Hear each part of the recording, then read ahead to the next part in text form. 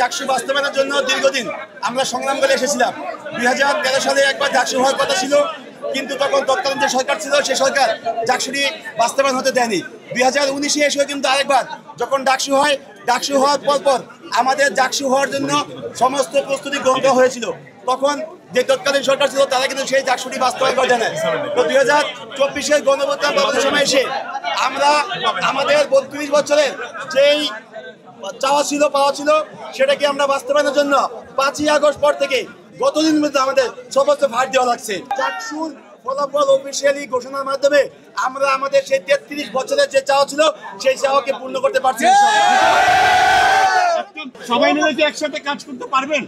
আমাদের কত হলো যে নির্বাচনে অংশ নেওয়ার জন্য হয়তো অনেকগুলো প্যানেল হয়েছে, অনেক প্যানেল থেকে হয়তো এখানে নির্বাচিত হয়েছে।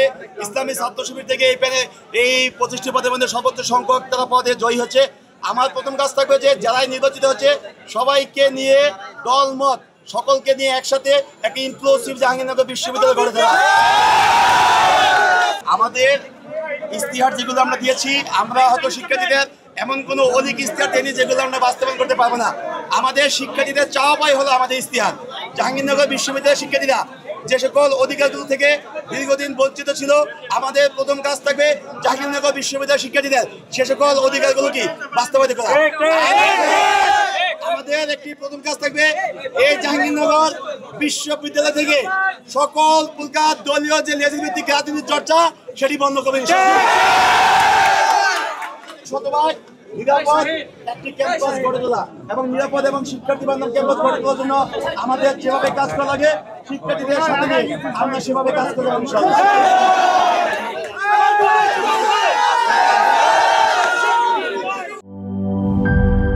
ন্যাচারাল ব্যাকটেরিয়ালাইসিসের সুরক্ষায় ফ্রেশ ও অ্যাক্টিভ সব সময়। এখন ধুলাবালি জীবাণু ঘাম ক্লিন বোল্ড রিমার্ক